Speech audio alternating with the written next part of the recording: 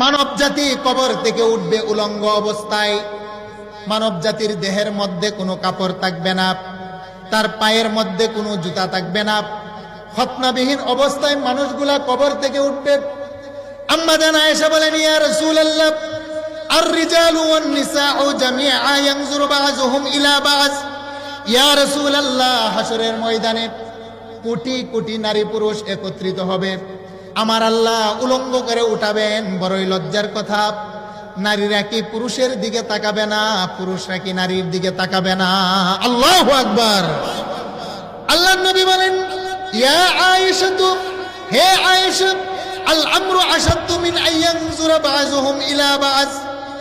হে আয়েশা, এমন একটা পরিস্থিতি হবে হাসরের ময়দানে, কে নারী আর কে পুরুষ সে খেয়ালটুকু থাকবে না। মানুষগুলো পায়ের পাতা রাখার জম পরিমাণ জায়গা পাবে, তার বাহিরে কোনো জায়গা পাবে না। আমার আল্লাহ 5টা প্রশ্ন করবেন, যতক্ষণ পর্যন্ত প্রত্যেকটা নারী এবং পুরুষ 5টি প্রশ্নের জবাব না দিতে পারবে, ততক্ষণ পর্যন্ত একটা কদম সামনেও যেতে পারবে না, পিছনে হটতে পারবে না। আল্লাহু আকবার। আল্লাহর নবীর সাহাবী আনাস বলেন, ইয়া রাসূলুল্লাহ, হাসরের ময়দানে কোটি কোটি মানুষ, আমার আব্বা আম্মা কি আমার পাশে এসে দাঁড়াবে না? আমার প্রিয়তমা স্ত্রী কি আমার পাশে এসে দাঁড়াবে না? আমার আপন ভাই আমার কি সাহায্য করবে না?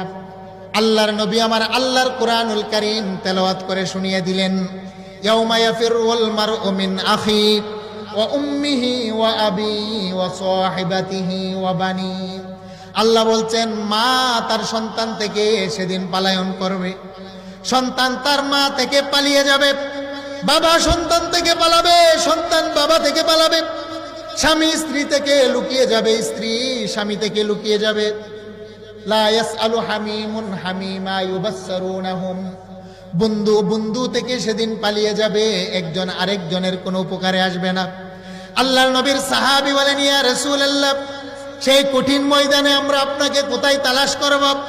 আল্লাহর নবী বলেন, আনাস, উম্মত, আমাকে তোমরা 3টা জায়গার ভিতরে তালাশ করবে।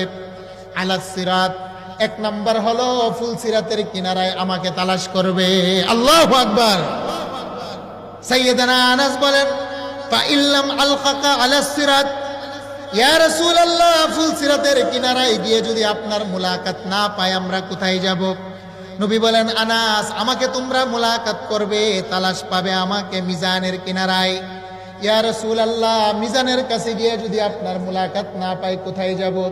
নবীজি বলেন, উম্মত, আমাকে তোমরা তালাশ করবে